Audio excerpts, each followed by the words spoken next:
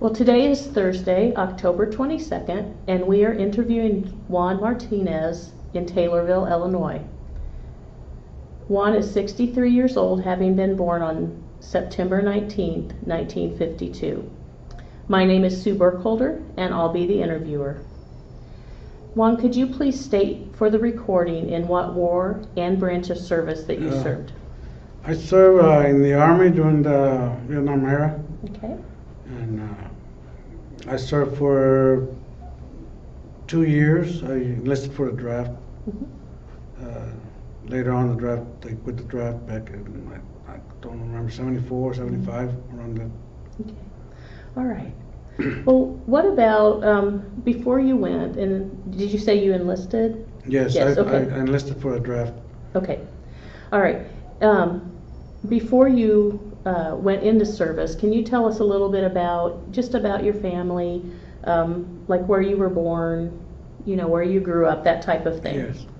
Well, I was born in Edinburgh, Texas. It's way down south. It's called Rio Grande Valley. And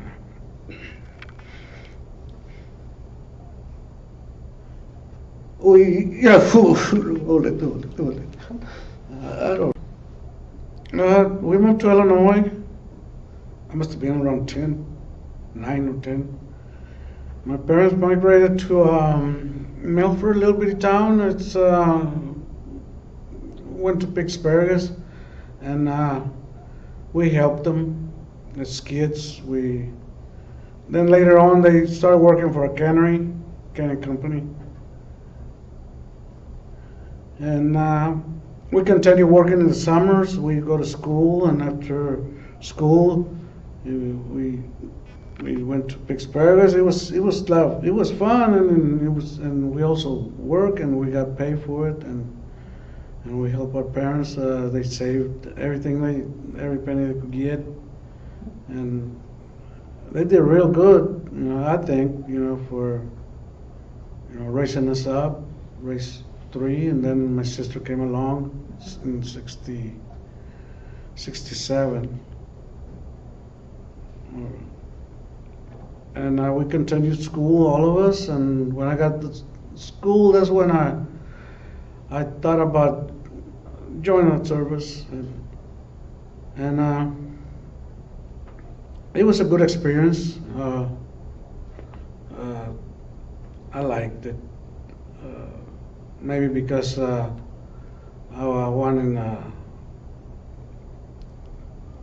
was kind of lucky. I didn't land it in Vietnam, but and I was hoping I go because that's what I enlisted for. I wasn't gonna get drafted, but I enlisted for a draft, and I got all my training in Fort Polk, Louisiana. They call that place Tigerland, and I didn't know what they call it, Tigerland. That's where everybody that was going overseas to Vietnam. There was a lot of them were being trained there. Infantry. That's what I joined. 11 Bravo. And but I ended up in Germany, and I like it. I've never been out of a little town, population, I think 1,800, and I was in a different country, didn't know their language, and we did. I had my job there. And what was your job there in Germany? I kept on training. Kept training on my MOS, which was 11 Bravo, and we did a lot of guard duty, and we were all over the country, training with other countries. We used to get together and train. It's NATO, That's what they used to call NATO. I think it still is, still exists. And how was, let me go back for just a second. How was your family? How did they feel about you entering the military? My family didn't like it at all. They were, my father was upset, and that's a decision I made, and at first both of them, but after a while I sort of got used to it because I once in a while I call them, but I used to maybe write once a month or twice, keep contact, and they knew I was in no risk, and I told them that it was a nice place, and I wish you could come and visit this country. It's beautiful. Mm-hmm. And I thought about staying, but I also thought about my family, my parents, my brothers. So I have to go back and help them out and work, and we had just bought a house, and my parents bought a house, so between all of us, we helped make those payments till that house was paid off, and that was real good in saving money and making those payments. Not just that, but they start buying furniture, and we eat good, and we were pretty united, the family. Why did you choose the Army? Why did you choose that specific branch? Some friends of mine joined the Army, and they used to talk to me about it. They used to write me, and I don't know. It was between the Marines and the Army, and most of them were in the Army, so because they got drafted. Most of my friends got drafted in that little town.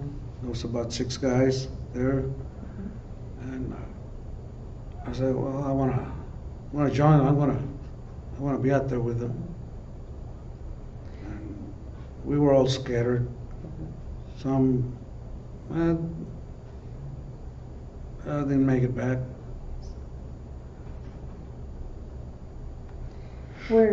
After you enlisted, where did you go for your training, your basic training? Basic, I had my basic in Fort Polk, and my what they call the AIT in Fort Polk, right across the road. They have to go far. Other guys had to go all the way to Washington State, some California, and I didn't have to. I walked with my duffel bags and started my basic training. Then after that, we sent us on leave and started passing out new orders. And we got shipped out, or flown out. Yes. Everybody was scattered. I met a lot of guys there, a lot of friends. Most of them we were all from Illinois, because we went through the Chicago AFIS. And we were all from Illinois. Do you keep in contact with those friends, or any of them, over the years? No, we lost communication. We never communicated again. And I seen one guy when coming back from Chicago, and he was the only one I seen. And we were together in basic and AIT both. Mm-hmm. But and he was the only one I seen afterwards. It was a bunch of us. What was this specialized training that you received after basic? When you went through AIT, was there Any specialized training?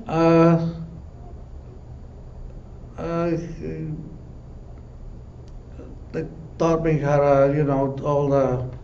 I became an expert on all kinds of arms, all the weapons, and they gave me training in when I was overseas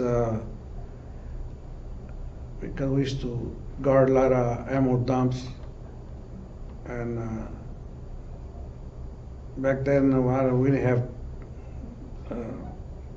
terrorists like today, I think, or maybe they existed, but we were real careful about that. It was a job. I like it. How did you adapt to the military life, the physical regimen, of course staying in a different place and sleeping in different arrangements, and the food and all that? Well, it was different from home. Sure. But I guess we don't have a choice, but we became more united, we got together, we watch each other, we had to, we all want to go back home. Sure. And we watch each other and Well, what was it like when you were working with the other NATO troops? Besides just training, did you have was there a good camaraderie with them? And sometimes I think we trained with the Netherlands, with those Belgium troops. We couldn't communicate each other, but we managed, and we share our tactics, and we share the between each other our weapons and their weapons. Mm-hmm. They were different from ours, and they liked our weapons. They thought that we had better armory. Mm-hmm. And we compare our tanks and stuff like that we all use to defend ourselves.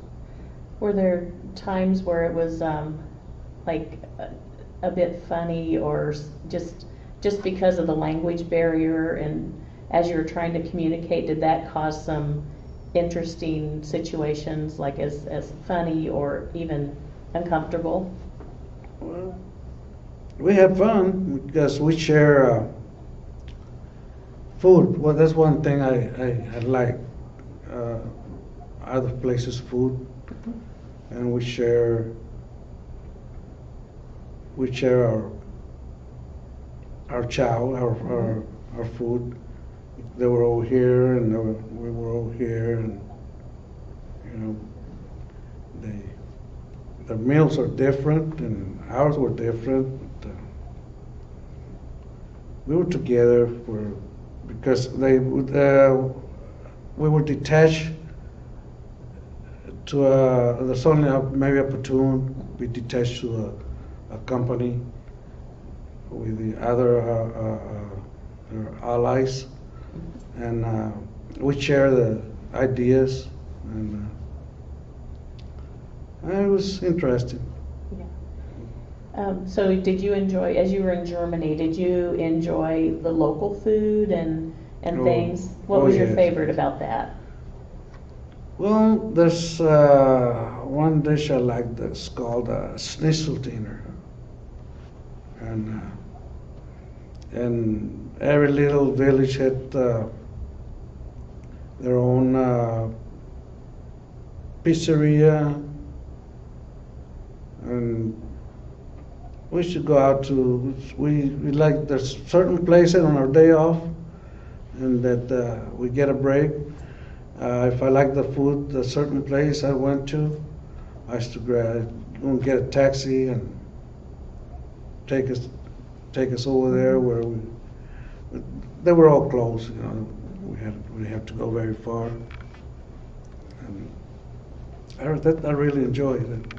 Yeah. How did you find the German people? Were they friendly toward the American troops? Yes, they were really friendly. Sometimes I know what they were saying. I don't know whether it was nice or not, you know, but I understand it. And but we got along well. Met some people from Spain. I could communicate with them. Made friends from people from Spain. And they also got their own dishes, you know, their food, that we share. And like us, we didn't have a kitchen or anything, so we just say, you know, put this and that, and like I couldn't cook a meatloaf for them or something like that, you know. So, but they would teach us there, you know. They invite us to their house, homes. That was real nice. Sure. The Germans, the Spaniards. We never had any trouble. I never had any trouble with nobody over there. And we always stuck together, about 3 or 4 guys of us, you know, as a group. We were always together. Sure. What did you do for entertainment and in your time off? Entertainment, they used to, back then they had a lot of, what do you call it, disco. And we used to go to they used to call them guest houses. It's where you go, you can order food. It's like a bar and grill here. That's similar to that. And drink a bit of wine or beer. I like the beer. The beer was real good. It was different. And also they had a lot of, they enjoyed walking. They had a lot of people. They had some nice trails, and they had used to fly a lot of them planes. They pulled and they let them go with the rope, you know. They'd be out there in the sky. I used to go and watch them. It was kind of, I thought it was kind of neat, you know. They'd be out there by itself. There's only one pilot, you know. It's just, and I always wanted to watch when they land. They just came down and land, and I was, oh, I don't see how they can, you know, perfect landing without crashing. You know, and they're just it's like a glider, like a. Sure. That's what there is, I think. But I had a lot of fun over there, and when I was told I had to come to the States, I thought about re-enlisting, stay longer in Europe maybe, but I want to move to a different country like there in Europe. But I never did. I never did that. And came back, and I decided to stay home. I figured that's where I belong. You know. Were you awarded any medals or citations or awards? I got a few awards. Compete with the Germans on their shooting. I got a medal. I forget what it's called. It's a German medal, a rope they hang on your suit, a white rope. And I attended leadership school. It was pretty rough, but it was good. Got several awards. What was your main form of communication with your family? Uh, by mail, and like I said, once in a while I used to call because it was pretty expensive. I didn't want them to. I used to call collect, and it'd be pretty expensive. Maybe I called, like I said, I don't know how many times I called in a year, maybe 3, 4 times. Can't remember exactly. But it felt good when I hear their voices. Sure. You know. And when they hear me, I had to call around noon so I can be able to, so they can answer the phone at 6 o'clock in the morning, something like that. If I call in the morning, they'd be, midnight or. Right. So I knew that everybody was asleep, so I called around noon. I didn't know that until this friend of mine told me, hey, don't call this certain hour because you're going to be waking everybody up. So. I'm sure that was good to hear their voices. Yeah, yes, it is. So after your time was done in Germany, then did you come back to America and serve, or were you discharged pretty much after that? I discharged, and I thought about going join the National Guard or something, or because about 6 months later I thought about going back. I miss it. I was used to it. And my dad gave me a job where he used to run this factory in that little bitty town, and I didn't like the wages, so. And I thought about it, I wasn't going to make more over there either. Join the service. Back then, I think we only used to get about $300, a little over $300 a month. So he helped me get a job where it's near where I lived. Bigger company, General Motors. They pay good, and I stayed there for a while. How did you adapt coming back from that to It coming was. I had to get used to it. It was kind of not too hard, but it was hard, It hits up and downs. I got used to it by working. Working was like a therapy to me. The harder you work, less you think of your bodies. And then I got married, and that changed everything. I bettered myself, and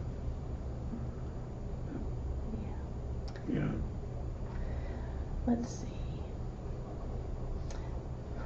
I'm sure I know the answer to this, but how was it when how did your family react when you came home? I'm sure. Oh, happy. Everybody was happy. Me, my neighbors, everybody. I remember when I got off the bus, the police officer there in town, we only had one police officer. He happened to be right there on the four-way stop where the bus stop, and he got out of the car. He helped me with my duffel bag, and he welcomed me home. Got about 2 o'clock in the morning, took me home, turned the lights on in my house, siren, woke everybody up, and it was me. Yeah, it's a good feeling. That's a neat welcome home. Yeah. So did you take a little bit of time just to relax, or did you jump right into work when you got back? Well, when I got back, it was asparagus time, but I But I used to do that when I was a kid, and so I started going to the field so I could see my old friends. And I worked, but it wasn't the same. I was a little bit slower. But I was more to visit. I did that for a few days, and I got tired. I said I better go find me a job or something. And that's when. And then I started working with a friend in the farm. I worked there for a while, for just not very long. Then my dad got. He said, "You want to stay here at home with us? You're gonna have to work." And I got a job for you. So he got me going. He got me working. But I didn't like the pay. It was too low. And so I got me another job, part-time job. I had about 3 jobs. Sometimes I used to go cut lawns until I got that job with General Motors, and it changed everything. Got married. A month later, we bought a house. I mean, we got right to it, we didn't lose time. But, and we did all right, my So- wife and I. Oh, excuse me. How do you feel that your service and the experiences while you were in the service have affected your life? Well, it's something that you're not gonna forget. Time I put in, nobody's gonna take away from me. But the only thing that kept me away from my family, my parents, is because I was close to them. So do you feel like what life lessons have you carried forward from the military Uh, into your? I benefited from the service because I started using my GI Bill. Mhm. Started going to school to I joined college there, and part of that GI Bill I used some of it to help me finance my house at real low interest, and that, which I thought it was real good. And then I thought about starting a business because they offer me help, GI Bill, but I was too busy working. I never had time to plan what I wanted to do. But I benefited from it.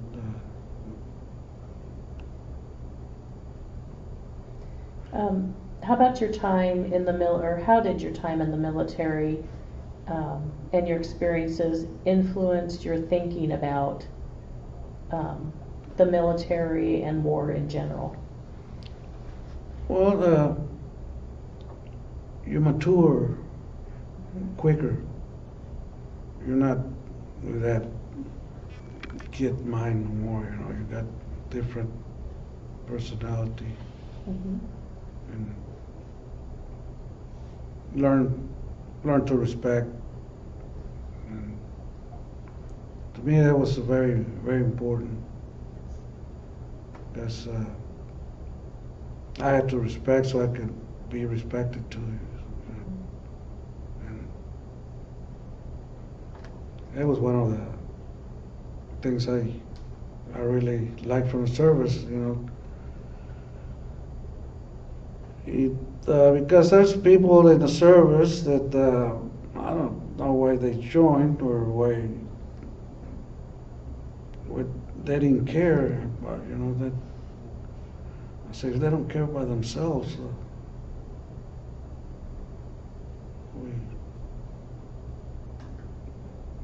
why join? And we cannot depend on them. I don't want one of them persons as a partner. it teaches you a lot. Discipline, Mhm. that's more important. And condition. You're never weak. You're always with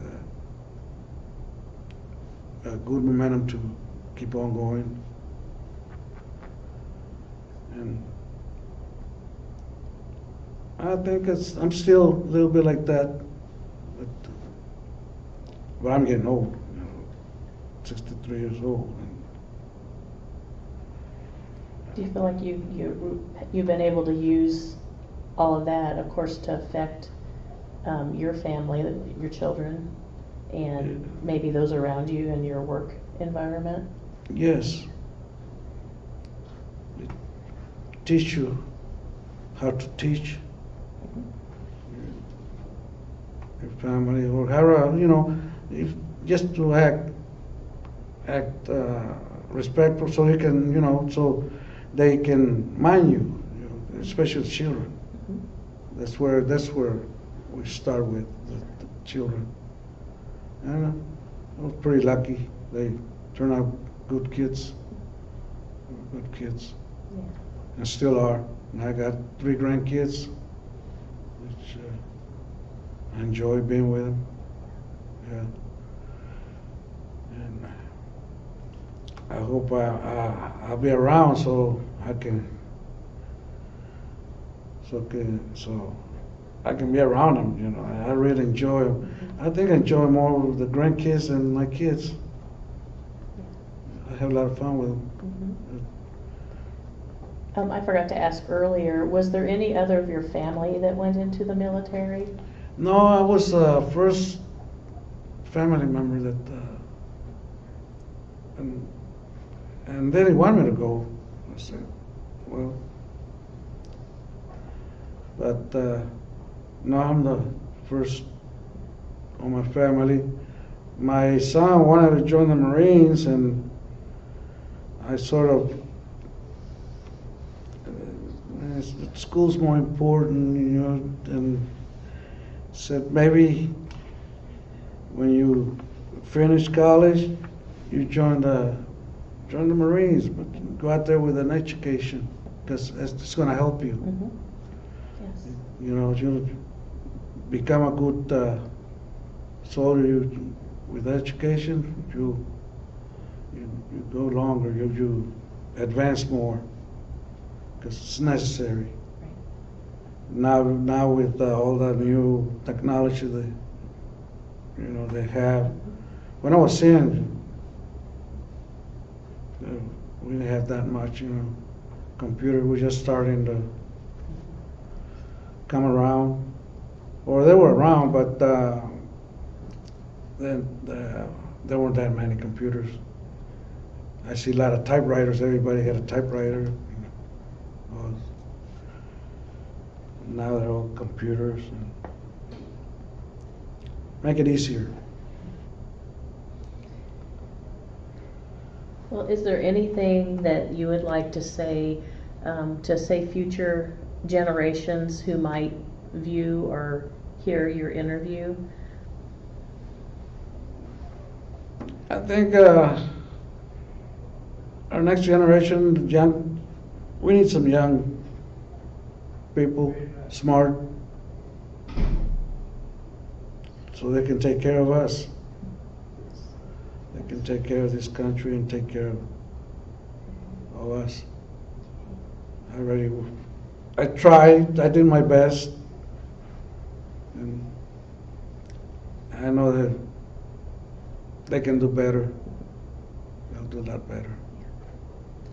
Well, Juan, thank you so much for agreeing to this interview, and thank you for your service to our country. We appreciate it. Thank you. Thank you, Juan.